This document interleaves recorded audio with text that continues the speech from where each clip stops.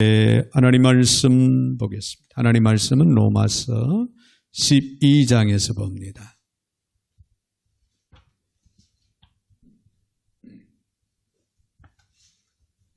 로마서 12장 1절부터 2절까지만 제가 받들어서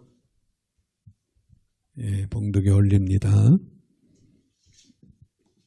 로마서 12장 1절. 그러므로 형제들아, 내가 하나님의 모든 자비하심으로 너희를 권하노니 너희 몸을 하나님이 기뻐하시는 거룩한 산 제물로 드리라. 이는 너희가 드릴 영적 예배니라. 너희는 이 세대를 본받지 말고 오직 마음을 새롭게 함으로 변화를 받아 하나님의 선하시고 기뻐하시고 온전하신 뜻이 무엇인지 분별하도록 하라.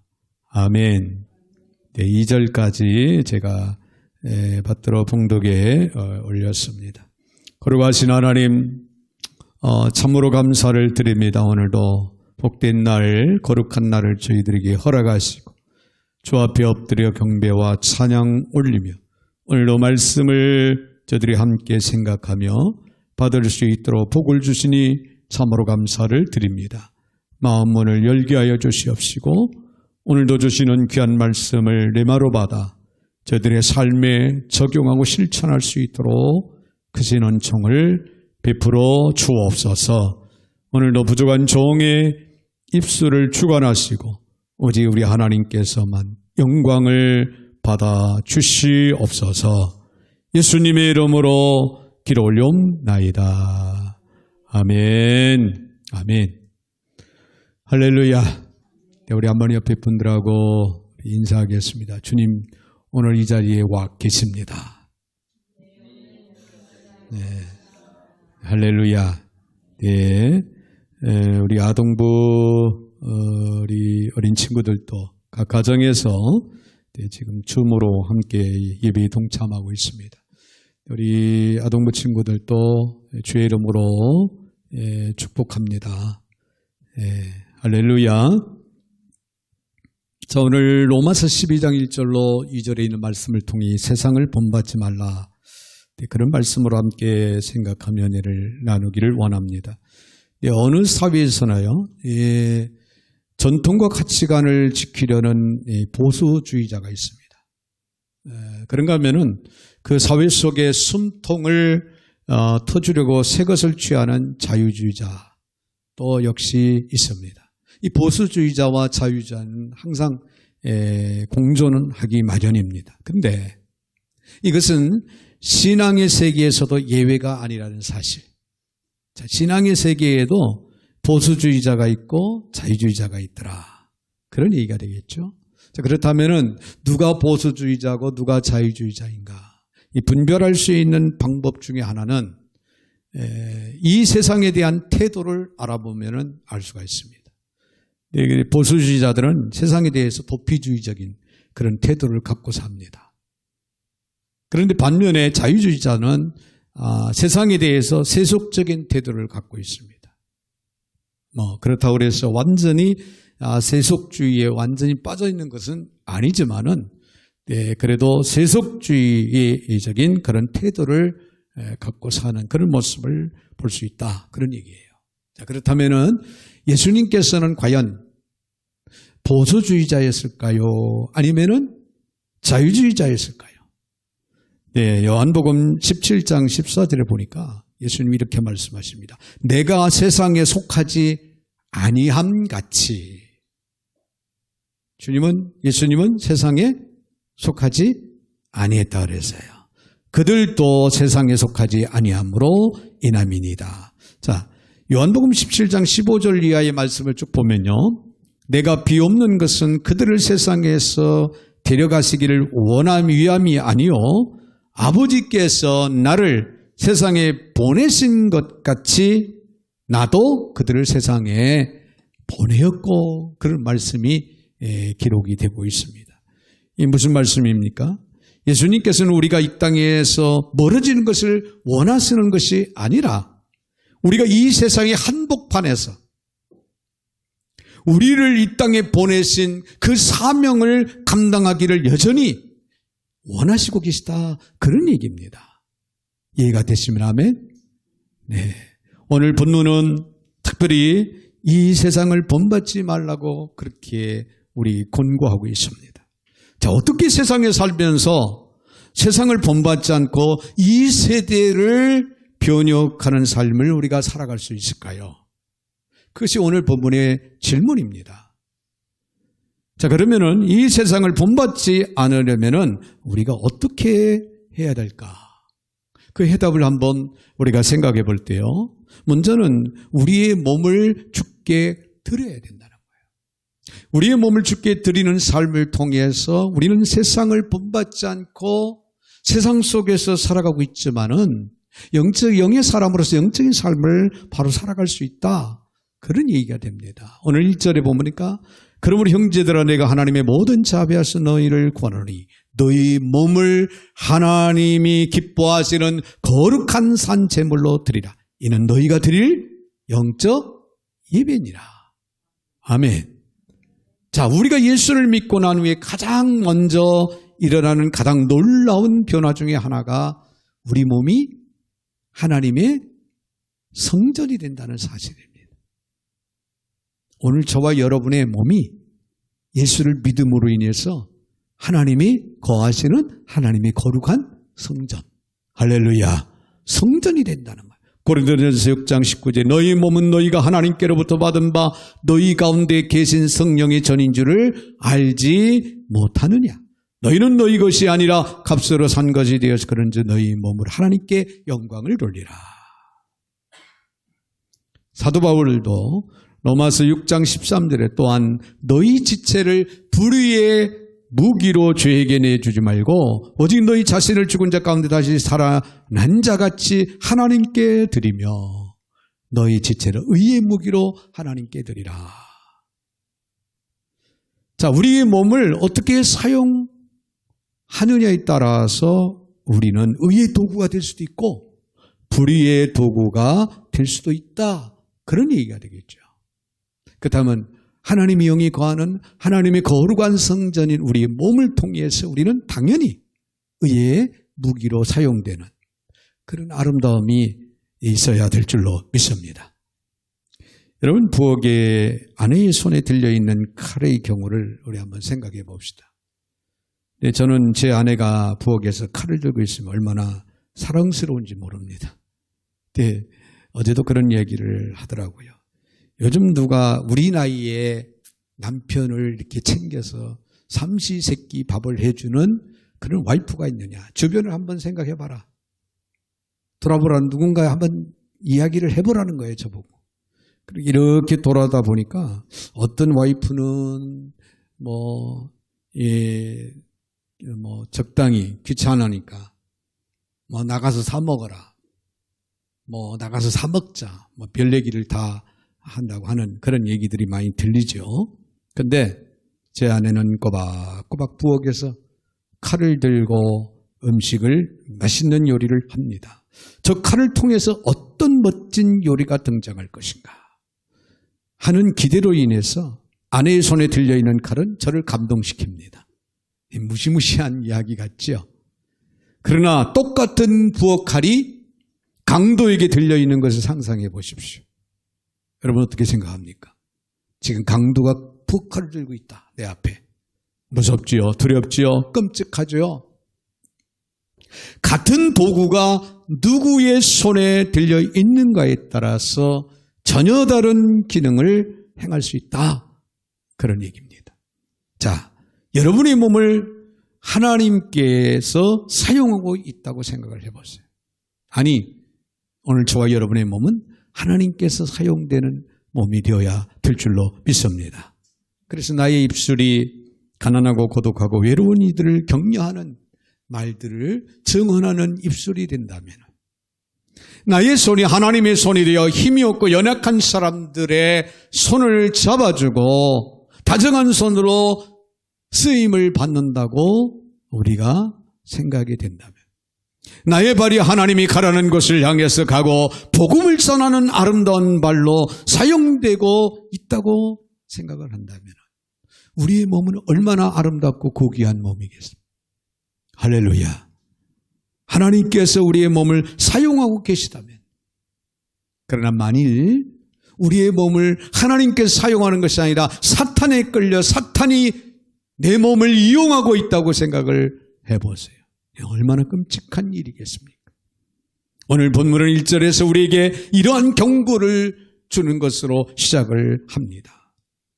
다시 한번 1절 말씀을 보면, 그러므로 형제들아 내가 하나님의 모든 자비하심으로 너희를 권하노니 너희 몸을 하나님이 기뻐하신 거룩한 산 제물로 드리라. 이는 너희의 드릴 영적 예배니라. 할렐루야. 자, 여기서 드리라는 단어는 본래 구약시대에 제사장들이 제물을 드린다고 할 때 사용되던 그런 단어입니다. 자, 하나님이 기뻐하시는 거룩한 산제물로 드리라. 거룩한 산제물로 드리라. 이 거룩하다고 하는 말은 성경에서 어떤 목적을 위해서 구별되었다고 하는 뜻으로 사용되고 있습니다. 그렇다면 오늘 저와 여러분의 몸은 거룩한 산제물로 하나님 앞에 드리라고 그랬으니까 우리의 몸은 구별된 몸이 되어야 된다. 그런 이야기가 되겠죠. 할렐루야. 날마다 우리의 생활 속에서 우리의 몸은 구별된, 세상과 구별된, 세속주의와 구별된 몸으로 하나님 앞에 드려질 수 있어야만이 진정한 영적 예배를 드리는 길이 된다. 그런 얘기예요. 또한 우리의 몸을 산제물로 드리라. 산제물로 드리라고 그랬어요. 거룩함으로 구별시켜 드릴 뿐만 아니라 산제물로 드리라. 이 구약시대에는 제단 위에 제물을 올려놓을 때 반드시 각을 떠서 죽은 제물, 피 흘리는 제물이 오직 하나님을 위해서만 바쳐졌습니다. 자, 그렇다면은 우리 역시 살아있는 제물로 우리의 존재, 우리의 생애, 우리의 삶 전체를 주님 앞에 바칠 수 있는, 드릴 수 있는 그런 몸이 되어야 된다. 그런 말씀이 되겠죠. 여러분, 순교와 산순교라고 하는 말을 여러분이 들어봤을 겁니다. 그때 예수를 믿는다고 핍박하는 가운데서 지금도요, 나이지리아 같은 그런 나라는 정말 예수 믿는다고, 중동에 또 가면은 그렇죠. 예수를 믿는다고 순교를 시키는 이런 얘기가 지금 현실 속에 현재에도 일어나고 있어요. 우리나라에도 일제 36년 압박 속에서 또 이제 남북 전쟁 6.25를 통해서 그 어려움과 고통을 당하던 시절 순교를 당한 분들이 없잖아. 있지요. 이 순교. 주를 위해 죽는 거예요. 스테반 집사님처럼. 근데 산순교는 어떤 경우를 말하냐면 날마다 순종하는 삶을, 하나님의 말씀에 순종하는 삶을 살아가는 순교는 산순교다. 그렇게 표현을 합니다. 여러분, 순교가 어려울까요? 날마다 순종하는 삶이 어려울까요? 여러분 어떻게 생각합니까? 일찍이 우리가 일제 압박 속에서 해방하기 직전에 안희숙 여사는 순교를 각오하고 순교를 할 것을 기대하고 그렇게 기도했답니다. 그런데 8.15 해방이 이루어지기까지 안희숙 여사는 이제 순교를 당하지 못하고 결국에는 옥에서 나오는, 그래서 그 안희숙 여사는 그런 말을 했답니다. 하나님, 어쩌자고 순교하지 못하게 하셔서 날마다 이 고생을 하게 하십니까? 라고 하는 그런 고백을 했다는 이야기가 있습니다. 공감이 가는 말입니다. 큰 맘을 먹으면은 저도 순교할 수 있을 것 같아요. 인간의 영웅적인 심리의 동기에 의해서 단 한 번 죽는다. 내가 예수를 끝까지 부인하지 않고 믿겠다고 하는 그런 차원에서 단 한 번의 죽음, 순교는 어쩌면은 가능할지도 모릅니다. 그러나 정말 어려운 것은요, 날마다 주님의 뜻대로 살아간다고 하는 거예요.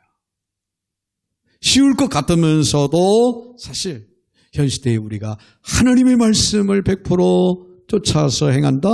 쉽지 않죠. 오늘도 매 시간, 매 순간마다 하나님의 뜻을 따라서 주님이 원하시는 대로 말을 하고 주님이 원하시는 대로 행동을 하고 주님이 원하시는 삶을 살아가며 하나님 앞에 영광을 돌리며 살아간다? 이것이 산순교인데 이거는 사실은 어떻게 보면은 극히 쉬운 것만은 아니라는 거죠. 그러나 오늘 시대에 우리가 순교보다는 산순교를 할 수밖에 없는 그런 시대에 우리가 살고 있기 때문에 우리는 하나님의 말씀대로 하나님이 원하시는 언어를 사용하시고 할렐루야 하나님의 뜻을 쫓아서 그 뜻을 이루는 삶을 살아야 되고 하나님의 영광을 위해서 살아갈 수 있는 저와 여러분들이 될 때 우리의 몸을 주님께 온전히 산제물로 드려지는 길이 될 줄로 믿습니다. 더 나아가서는 우리의 마음을 새롭게 해야 된다는 거예요. 이 세상을 본받지 않고 살아가기 위해서 우리의 마음을 새롭게 하라. 먼저는 몸을 드리라고 강조했지요. 그 몸을 지배하는 것은 우리의 마음입니다. 나의 몸을 지배하는 것은 나의 마음이다. 그런 얘기예요. 따라서 우리의 몸이 하나님이 기뻐하시는 도구로 사용되려면 우리는 먼저 우리의 마음부터 변화를 가져와야 돼. 오늘 2절에 있는 말씀을 봅니다. 너희는 이 시대를 본받지 말고 오직 마음을 새롭게 함으로 할렐루야 변화를 받아 하나님의 선하시고 기뻐하시고 온전하신 뜻이 무엇인지 분별하도록 가라 그랬습니다. 여러분 여기서 본받지 말라고 하는 이 본이라고 하는 이 단어와 변화를 받으라는 이 두 개의 단어는 매우 대조적입니다. 변화를 받으라는 이 말은 질적인 변화를 의미합니다. 질적인 변화. 즉 전혀 다른 존재로 변하는 거예요. 쉽게 얘기한다면 예수 믿기 전과 예수를 믿은 후에 크리스찬으로 신앙인으로서의 삶 자체가 완전히 예전과 다른 그런 변화의 역사, 그런 질적인 변화의 역사를 의미한다는 거죠. 자, 여러분, 저와 여러분의 삶 속에 이 질적인 변화가 가능하다고 믿으십니까? 자, 이럴 때는 제 자신을 돌아봅니다. 제가 제 자신을 돌아볼 때 변하지 않는 부분이 있어요.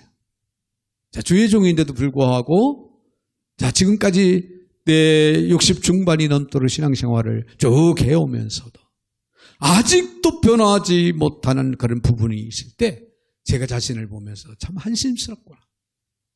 한심스럽고 고통스러운 그런 부분이 있어요.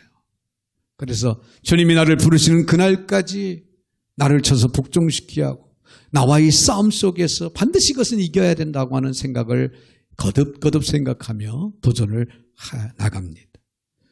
아울러 저는 목회를 하면서 지금까지 목회를 하면서 가장 커다란 좌절을 겪을 때는요. 많은 성도들이 많은 예배와 성경을 공부를 합니다. 그리고 성경을 읽습니다. 그리고 훈련도 또 때로는 받습니다. 사람들이 그런데 전혀 변하지 않는 5년이 가고 10년이 가도 변하지 않는 그런 부분들 볼 때 참 목회하면서 말할 수 없는 좌절감을 느껴요. 아, 내가 부족해서 그런가? 어떻게 하면은 저것을 변화시킬 수 있을까? 고심하고 또 고심하고 매일같이 기도하면서 저 아직도 그렇습니다. 성도들을 위해서 기도하면서 성도들의 가정을 위해서 기도하면서 가장 먼저 기도가 나오는 것은 변화되지 못한 부분을 기도하게 돼 있습니다. 사업도 잘 돼야 되고 직장도 잘 돼야 되고 아이들도 내 진로가 잘 이루어져야 되겠죠. 이거 기도하기 전에 먼저 영적으로 변화된 삶을 위해서 기도하는 나의 모습을 보게 된 거예요. 여러분 정말로 변할 수 없을까요? 성경은 변할 수 있다고 말씀합니다. 할렐루야. 변화를 받는 방법, 마음을 새롭게 하는 거예요. 마음을 새롭게 해야 한다.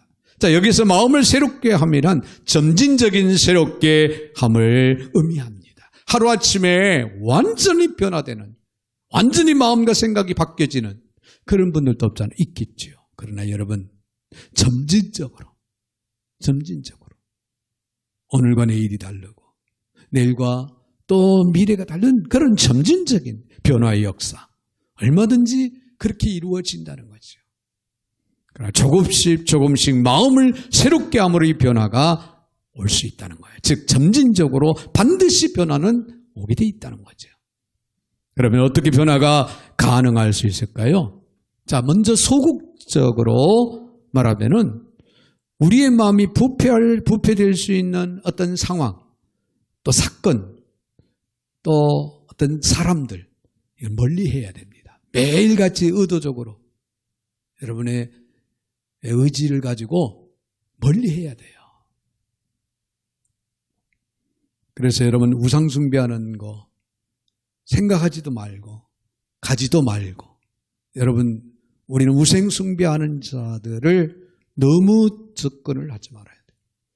자, 그런가 하면 이단자들, 당연히 이단자들도 우리는 그들과 접해서 살아간다고 하는 것은, 이것은 우리가 영적으로 마이너스가 된다는 거죠. 우리 변화 역사를 가져올 수가 없어요. 여러분 불미스러운 비디오를 본다든가 책자를 본다든가 이것도 마찬가지예요. 여러분 매일같이 일주일 내내 불신자들만 만나서 그냥 부정적인 이야기를 들어보세요. 나도 모르게 내 뇌리에 그게 잠입합니다. 이러면서 이런 생활을 하면서 우리의 마음이 변화되기를 바란다? 안 되는 거예요. 시편 기자는 말합니다.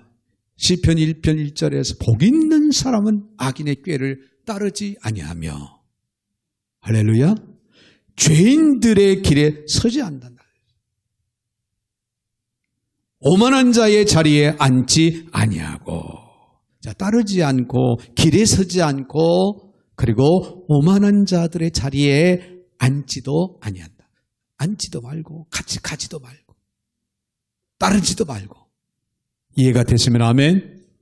네, 적극적인 측면에서 생각을 해본다면요, 마음의 성결을 촉진할 수 있는 그런 동료들, 그런 친구들, 그런 이웃들을 많이 사귀시고 많이 만나야 될 줄로 믿습니다. 할렐루야. 네, 은혜자들을 만나서 은혜 받은 이야기, 은혜가 되는 이야기를 많이 나누면 나도 은혜를 받는 거예요. 자, 가끔 이제 제가 어디를 갈 때는 극동방송을 자동차 운전하면서 극동방송을 항상 틀어놓습니다. 근데 극동방송을 이렇게 들어보면은 여러분 극동방송을 듣다가 은혜를 받고 변화를 가져오고 지금은 이제 방송 전도자가 돼서 열심히 신앙생활하는 그런 간증들을 자주 들어요. 물론 그분들이 교회를 나가지 않고 극동방송만 듣는다는 얘기는 아니고요. 방송만 매일 아침부터 저녁까지 그냥 틀어놓고 방송만 들어도 은혜되는 말, 은혜의 찬양, 또 그렇죠? 말씀, 기도 계속해서 돌아가면서 극동방송에서는 그 메시지가 나오기 때문에 은혜가 되는 거예요. 그래서 여러분 은혜의 찬양 많이 들어야 돼요. 때 영상으로 올린 설교 여러분들이 한 주간 지내면서 또 들어야 돼요. 또 듣고 또 들을 수 있으면 좋습니다. 할렐루야. 다 영적으로 우리에게 유익하다는 거죠. 핸델의 클래식 음악, 이런 음악들을 듣는다든가. 그 다음에 복음성가를 또 많이 부르시고 많이 듣고, 이럴 때 우리의 마음의 성결함을, 거룩함을 이루는데 유익하다, 그런 얘기. 할렐루야. 할렐루야. 여러분 생각해 보세요. 내 주변에 내가 만나는 사람들이 주의 종인가요? 은혜자들인가요? 신앙인들인가요? 물론 전도를 하기 위해서는 불신자를 우리가 배제시키면 안 됩니다. 그렇지만은 우리 일상생활 속에서 내가 자주 의미 없이 그저 만나는 사람들이 다 불신자라면은 우리에게 영적으로 유익한 점이 없다, 그 말이에요. 예, 여러분도 잘 기억을 합니다만 사막지대에서 선교한 분이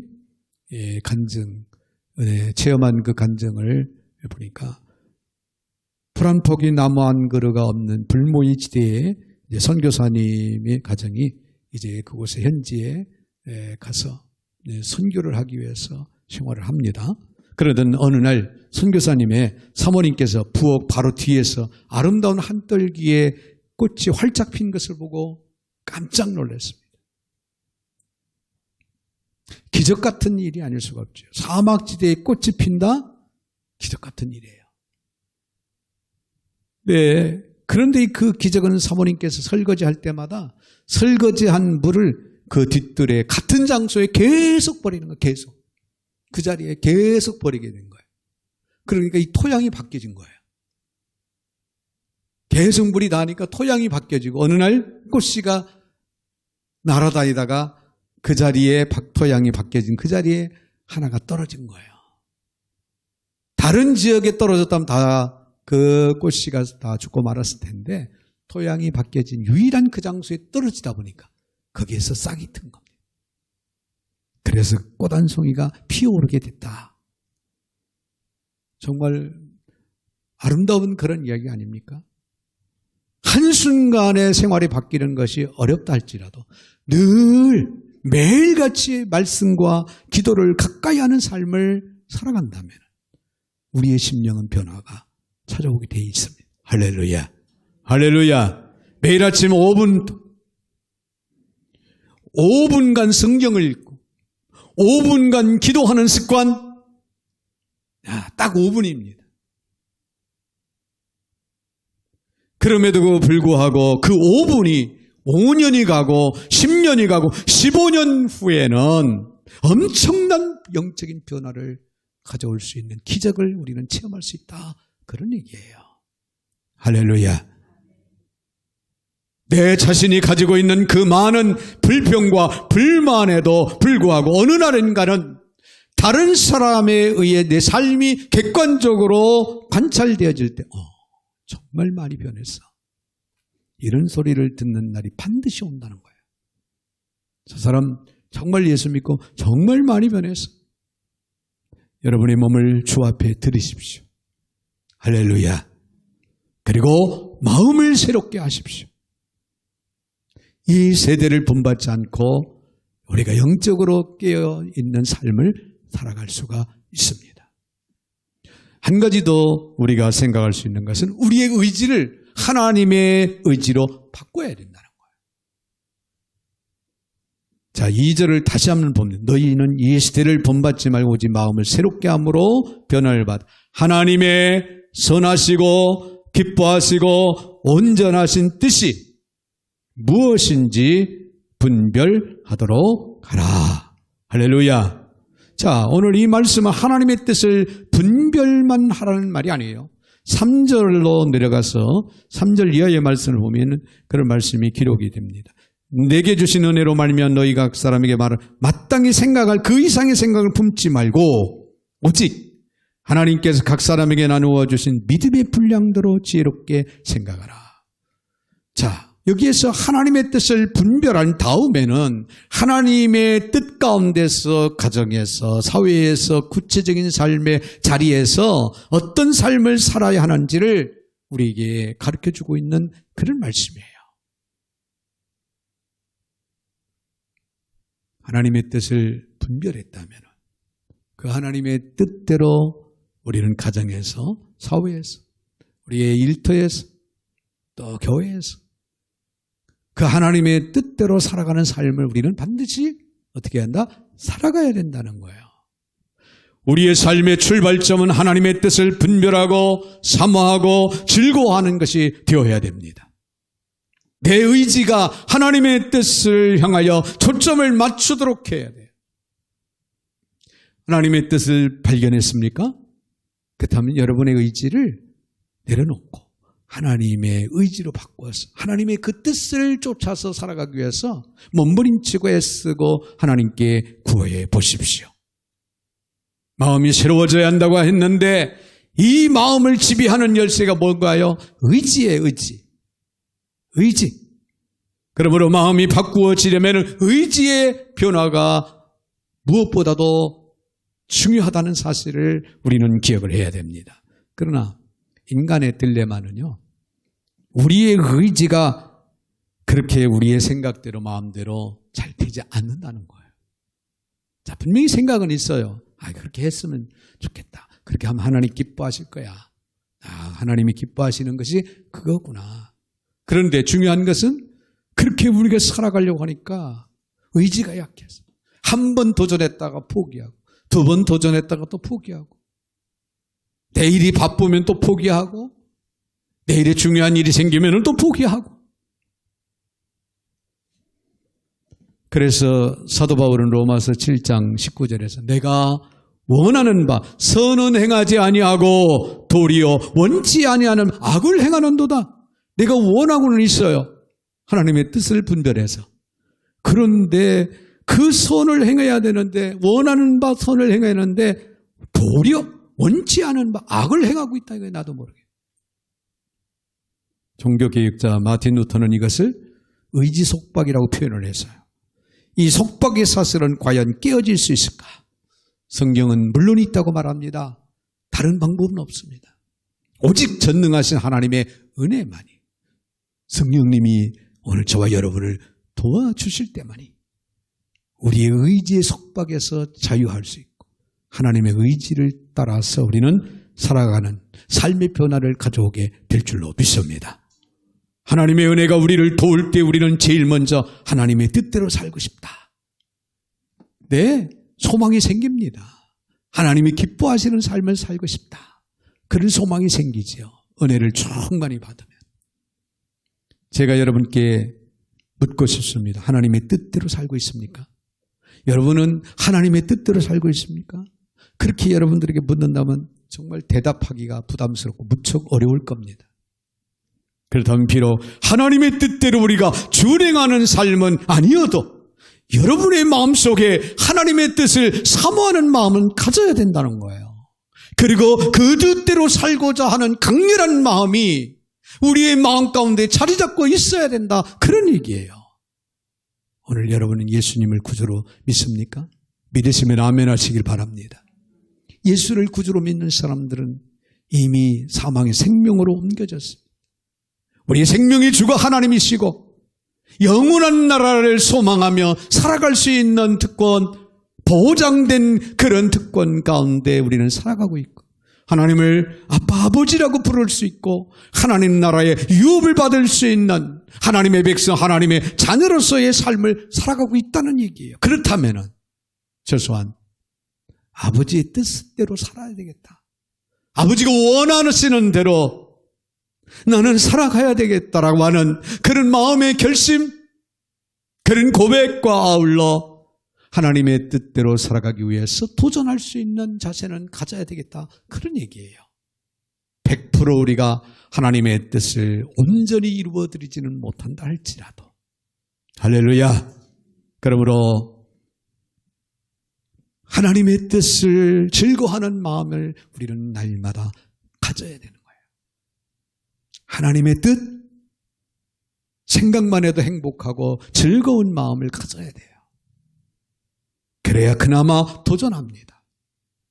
여러분, 예수님께서 겟세마네 동산에서 기도하신 그 기도를 우리는 잘 기억합니다. 마지막 기도가 뭐였어요? 내 뜻대로 마옵시고 아버지의 원대로 하옵소서. 할렐루야. 내 뜻대로 마옵시고 아버지의 원대로 하옵소서. 여러분, 매일매일의 생활 속에서 우리의 의지를 내려놓고 하나님의 의지로 살아가기 위해서는 아버지, 내 뜻대로 마옵시고 아버지의 뜻대로 하옵소서.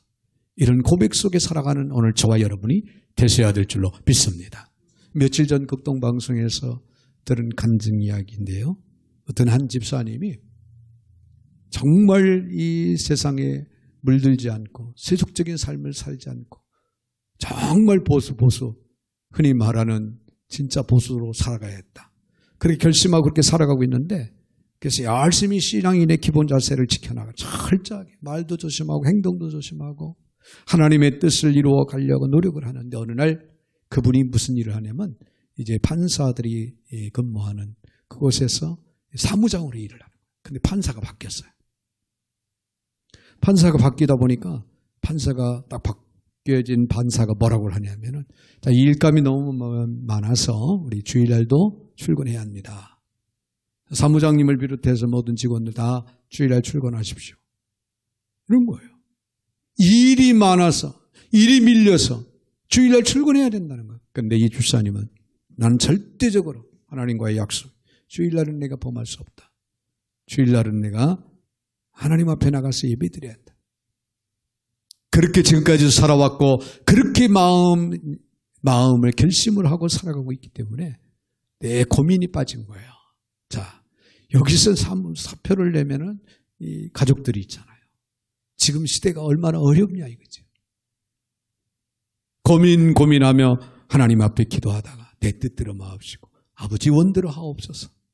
아버지가 책임져 줄 것을 믿고 그리고는 사표를 딱 그 다음날 써서 내 그 판사에게 사표를 딱 갖다 냈답니다. 그랬더니 그 판사가 사무장이 사표를 딱 낸 걸 보고는 왜 그랬습니까? 왜 사표를 냅니까? 저는 주일날에 나와서 일을 할 수 없습니다. 주일날이면 하나님 앞에 예배를 드려야 돼요. 이 판사가 한참 말을 않고 있다가 껄껄 웃으면서 하는 말이 참 예수도 별나게 믿습니다. 사무장님은 나오시 마십시오. 주일날 안 나와도 된다는 거예요. 할렐루야.